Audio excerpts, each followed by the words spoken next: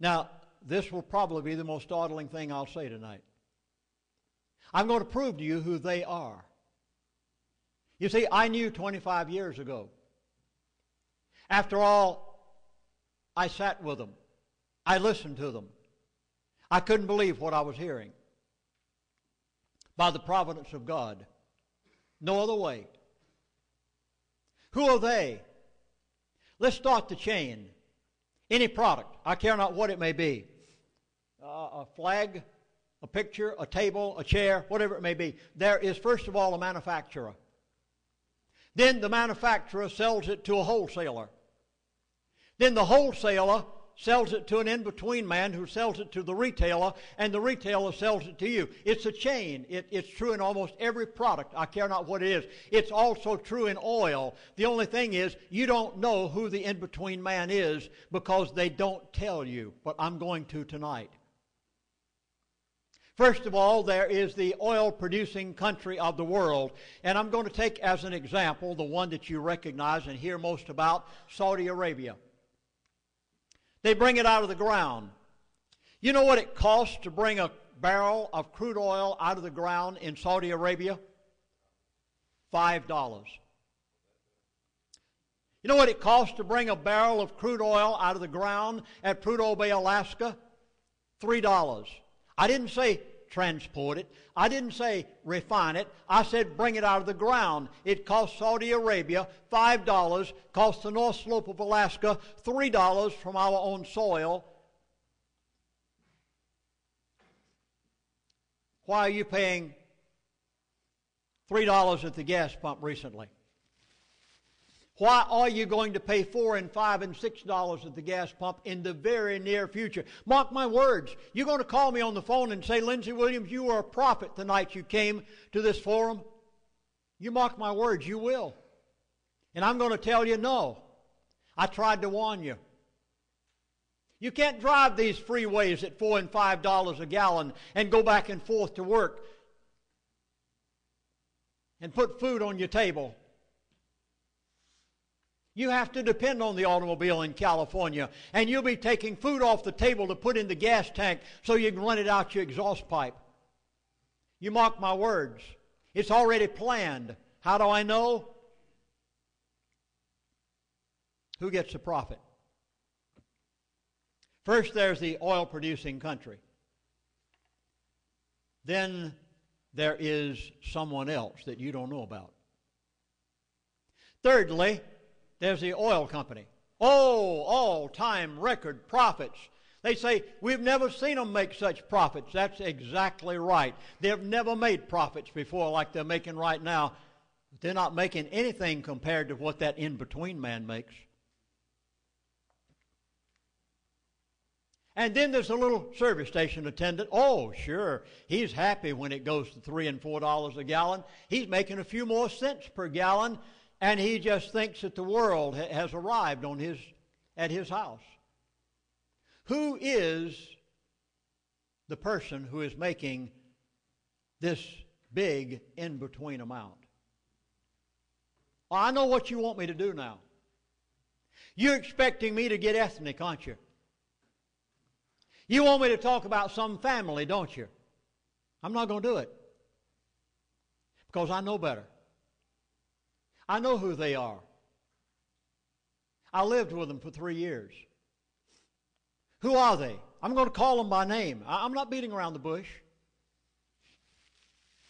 I'm just trying to get you prepared for a startling statement that you probably have never heard before.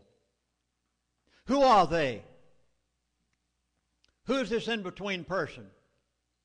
They sit behind the computers in New York and London every day, and they tell OPEC what they're going to give them for a barrel of oil for that day. They told Ken Fromm they were going to $10 per barrel, and he called up this little missionary out there in the bush of Alaska and said, Lindsey, tell people when you go around for your speaking engagements that we're going to $10 a barrel. How did he know it? Because they knew it. They sit behind the computers in New York and London every day and tell every oil-producing country in the world what they're going to give them for a barrel of oil for that day, and they are the only ones that know what they're going to give them.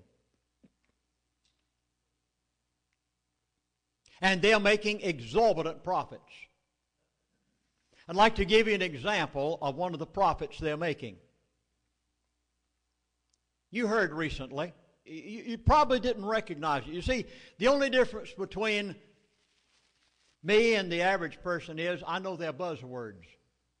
If you'll listen to the powers that be, you listen to Mr. Greenspan. He tells you the truth. You just don't understand his buzzwords. You listen to the head of Exxon who testified before Congress here just recently. You listen to what he said. You didn't know what he was talking about because you didn't know his buzzwords. He everything but told Congress, get off my back, or else. I know what the or else was. Why? Because I lived with them for 3 years. Who are they? You remember just recently? You heard on the news. I mean, it was all across America. I heard it on the national news.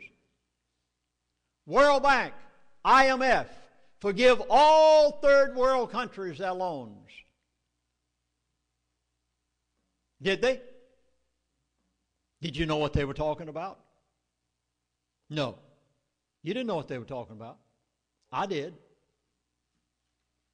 Where'd they get the money from to forgive all of those third world countries their loans? You. Where'd they get it from? Gas pump. $2.50, $3 a gallon. You've forgotten the days of 25 cents a gallon, haven't you, back in the 60s? Got a very short memory.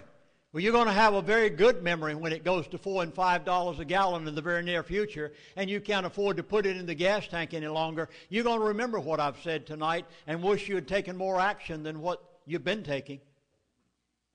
Because you see, they could forgive all of those third world countries their loans. They in turn can see to it that the national debt of the United States of America is financed through the oil-producing countries of the world. They can do every bit of it because their representatives sit behind the computers in New York and London every day and tell the oil-producing countries of the world what they're going to give them for a barrel of oil for that day. And who are they? They're not the oil refineries. You're pointing your finger at the wrong people. And I don't work for them, and I never got 1 penny of remuneration or salary when I was on the Trans-Alaska Oil Pipeline. I was paid by my Baptist Mission Board. Alaska Pipeline Service Company never gave me 1 penny. I am not obligated them in any way. You are pointing the finger at the wrong people. The oil companies are making exorbitant profits. Sure they are. But who's making more than they are? The IMF and the World Bank. Who forgave the third world countries their loans? The IMF and the World Bank. How did they do it? You paid it. They diminished our lifestyle in order to give to those countries.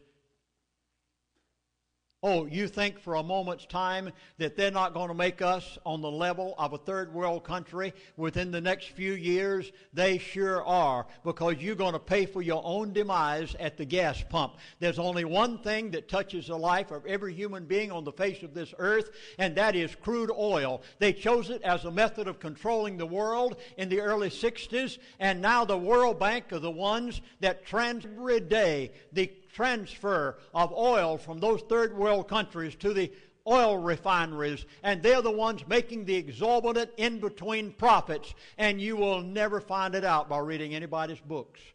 And I would have never known it had I not been there and had been told it.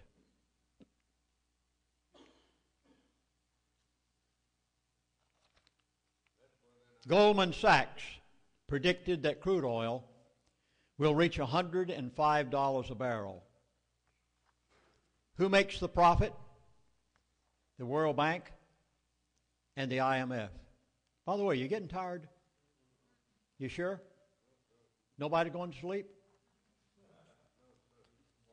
Okay, I'll give one more here if you don't mind. Are we running too long?